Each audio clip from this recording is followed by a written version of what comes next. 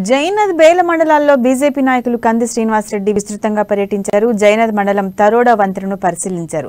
అక్కడ వాహనదారులు ప్రయాణిస్తున్నా పడుతున్న ఇబ్బందులను అడుగు తెలుసుకున్నారు. నిన్న అంబులెన్స్ బోల్తా పడ్డ ఘటన దురదృష్టకరమని, దీనికి ఎమ్మెల్యే జోగురామన్న నిర్లక్ష్యమే కారణమని ఆరోపించారు. అప్పట్లోనే ఈ వంతెన నిర్మించి ఉంటే ప్రజలకు ఇవాళ ఈ కష్టాలు తప్పేవన్నారు. సొంత మండలాన్ని కూడా ఎమ్మెల్యే జోగురామన్న పట్టించుకోవటం లేదని స్థానికులు ఆరోపిస్తున్నారు.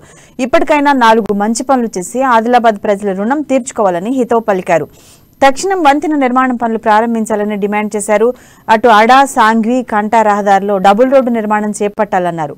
ప్రజల ఇబ్బందులను దూరం చేయాల్సిన బాధ్యత ప్రభుత్వానిదేనని కంది శ్రీనివాసరెడ్డి పేర్కొన్నారు.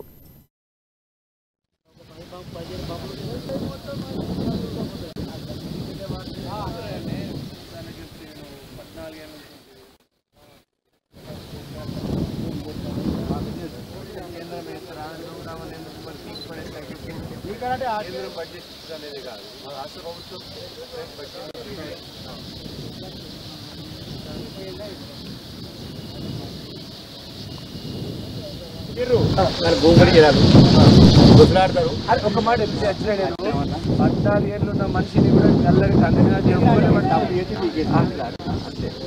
ప్రజలు ఉంటారా పోలీసు లేదు ఫోన్ చేసి రాలేదు పనులు చేస్తారు మరి అంటారు ఏదో చెప్తున్నా లేవు ఆటో కొనుక్కుంటారు ర్యాలీ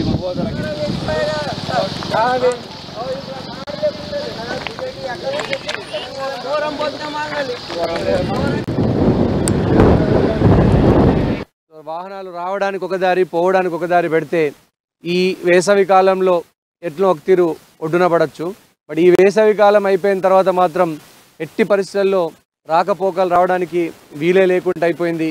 ఈ తరుణం వంతెన దగ్గర మేము ఇక్కడ నుంచి రాష్ట్ర ప్రభుత్వాన్ని మేము తక్షణం ఏం డిమాండ్ చేస్తున్నామంటే, ఈ వంతెన నిర్మాణానికి ఎట్టి పరిస్థితుల్లో 2 సంవత్సరాల టైం పడుతుంది. ఈ వంతెన ఇప్పుడు పూర్తయ్యేటువంటి వంతెన కాదు. మేము ముందే చెప్పినాము, జోగురామన్న మంత్రిగా ఉన్నప్పుడు 2018 ఆగస్టులో